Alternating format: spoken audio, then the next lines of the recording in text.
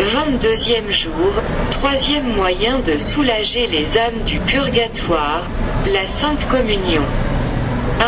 Communion sacramentelle, quand nous avons le bonheur de communier. Nous sommes unis à notre Seigneur Jésus-Christ d'une manière si intime que chacun de nous peut s'écrier avec l'apôtre « Non, ce n'est plus moi qui vis, c'est Jésus-Christ qui vit en moi ». Alors notre chair devient sa propre chair, son cœur fait palpiter le nôtre, son sang coule dans nos veines, sa divinité réside en nous, il regarde avec nos yeux, il dilate notre cœur. Dans cet heureux instant envié des anges, même sans parole, il nous est facile de parler à Dieu, pour lui dire avec plus de confiance encore que le roi prophète, « Ô Dieu protecteur des affligés, jetez les yeux sur moi, vous y verrez la face de votre Christ, ce n'est plus moi qui parle et qui prie, c'est Jésus, votre propre Fils, qui parle et prie pour moi. C'est lui qui demande pour moi la délivrance de ma mère, la délivrance des pauvres âmes abandonnées. Je suis sûr, ô Père miséricordieux, qui vous ne rejetterez pas ces justes supplications car le visage, les larmes, le sang de Jésus-Christ ont une voix toute puissante pour apaiser votre justice et obtenir le pardon. Communion souvent pour ces âmes tant aimées qui n'ont plus le bonheur de participer au banquet eucharistique. Avec quelle ardeur elles attendent que nous répandions sur elles la rosée rafraîchissante et libératrice du sang du Christ. Bientôt l'éternelle communion commencera pour elles et elles iront contempler dans le ciel, le Sauveur, pain de vie, l'adoreront, le béniront et le loueront sans fin. 2.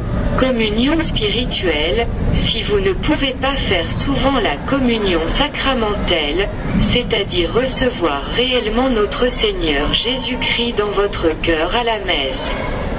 Faites du moins la communion spirituelle. Elle consiste dans un désir ardent de s'unir au divin Sauveur et de recevoir son esprit et ses grâces. C'est une pratique si salutaire aux vivants et aux morts que saint Alphonse de Liguori allait jusqu'à dire qu'on peut en tirer autant et plus de fruits si on la fait avec ferveur que de la communion sacramentelle faite avec tiédeur. Elle a en outre cet avantage qu'on peut la faire tous les jours, à tous les moments du jour et de la nuit, et en tout lieu. Soit profane, soit sacré, c'est un moyen simple, facile, puissant de soulager nos chers défunts. Faites donc cette communion spirituelle à chaque visite du Saint-Sacrement. Voici la formule que vous pouvez employer. Mon Jésus, je vous crois ici présent. Je vous aime, je vous désire, je m'unis d'esprit et de cœur, en attendant que je puisse vous recevoir réellement. Bénissez-moi, bénissez aussi les pauvres âmes si souffrantes du purgatoire.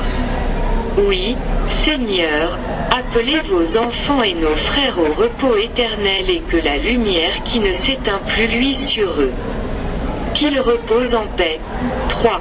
Exemple, Louis de Bois, célèbre maître de la vie spirituelle et homme d'une remarquable sagesse, rapporte qu'un pieux serviteur de Dieu, qu'il connaissait et aimait, fut visité par une âme du purgatoire, et que celle-ci lui fit voir tout ce qu'elle endurait de tourments.